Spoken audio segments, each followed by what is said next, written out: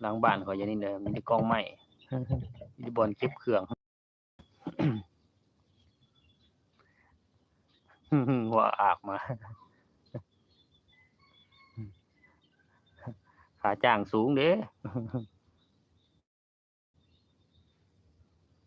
ลงไปเยอะๆแต่ไม่ค่อยมียอดวิวลิปซิงอันเสียงเอาเดี๋ยวนี้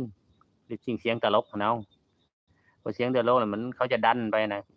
วิวมันไปหาพวกเขามักเบิ่งตลกที่แรกค่อยก็คลิปค่อยก็ลงธรรมดาเอาเว้าเสียงเอานี่แหละยอดวิวฮะ100 200 แต่มาที่นี่นะมาเริ่มมันเริ่มลิปซิงใส่เสียงตลกเสียงตัวที่เขาอันนั้นเฮ็ดมานะยอดวิวไปฮอดพันบัดเนี้ยว่ะคนเขาเบิ่งในนี่เด้ว่ะฟังอยู่เด้อทำงานบ้านจ้าลองเบิ่งเด้อลงไปมื้อหนึ่ง5-6ช็อต 5-6ช็อตพู้นแหล้วค่อยลงก็ได้บางวันก็บ่ได้จักช็อตบางวันก็2มื้อได้หลายๆนี่ก็7-8คันยอดวิวฮอดพันคือมื้อนั้นก็เห็นอยู่น้อยหนึ่ง2-3 บาทนี่แหละ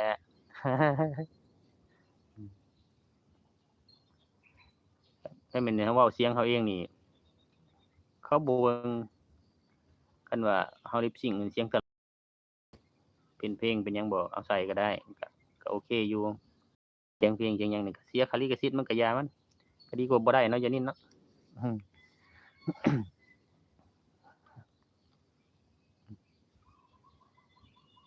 เห็นพี่น้ำม้อยก็ลงอยู่เด้คลิปช็อตเพิ่นก็ลงหลายอยู่ได้เนาะ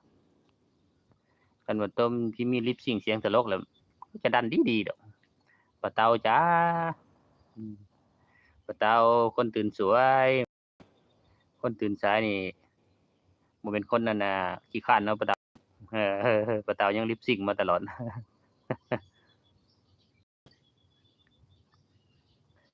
คนรักจ้าจ้าว่าซั่นคนสวยคนงามสวัสดีจ้าเตาเอ้ยเพิ่นกวาดบ้านคนหยังเพิ่นอืมป้าเตาเอ้ยรอบเช้านี่ขึ้นบ่ได้ไฮไลต์ เพราะว่ามันบ่ได้มีคลิปลงช่วงนี้ครับอยากเห็นคลิปเฮาเล่นดีเจไปตามที่บ้านดำเฮาลงไว้โอ้ยอ้ายบ่ได้เล่นบ้านดำอะ TikTok มันบ่ได้เล่นวีวีเอ้ยเว้าความจริงเลยมันบ่ค่อยมีเวลาแต่ตัวนี้ก็เล่นแต่ตัวนี้เอานี่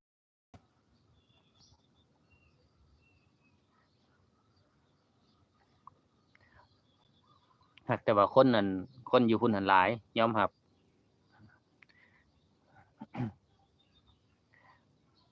เมื่อก่อนนี่ก็เคยอันน่ะเคยตั้งอมรินทร์อยู่พอดีโทรศัพท์หน่วยนั้นมันเพมันนั่นก็เลยถิ้มเลยก็เลยบ่ได้โหลดเอามาคืนมาใช้แล้วก็ปะไปเลย ก็เลยแต่มาเล่นบ้านนี่แหละขอบคุณป้าเตายายนินพี่น้ำอ้อยวิวีจ้าแม่นบ่ลิปซิงค์เพิ่นบ่ดันให้ป้าเตาเอ้ยคันบ่ลิปซิงค์ถ่ายไปหั้นสูงสุดแท้ๆประมาณ300วิว ถือว่าเยอะแหละ300บัดลิปซิงค์เสียงเอาให้เพิ่นว่าเป็นพันเนาะป้าเตาเนาะของข้อยบางอันก็ฮอด3-4พันก็มีเด้อืมเบิ่งเห็นอยู่ดอกคำว่าได้บาท2บาทก็อย่ามันเนาะป้าเตาเนาะ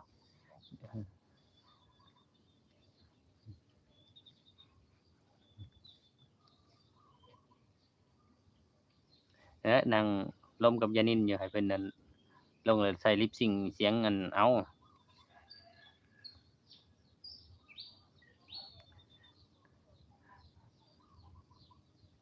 เฮ็ดหยังมันก็มีค่าธรรมเนียมเบิดนั่นแหละยานินเอ้ย แต่แต่เอาลงคลิปไปนี่คนมาเบิ่งคลิปเฮานี่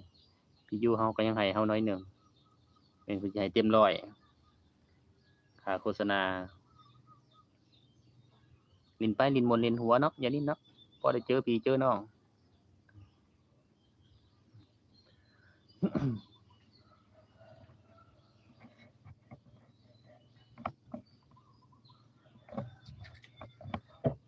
ปีนี้มักม่วงดกปะเตาเอ้ยสิให้เบิ่งเด้อ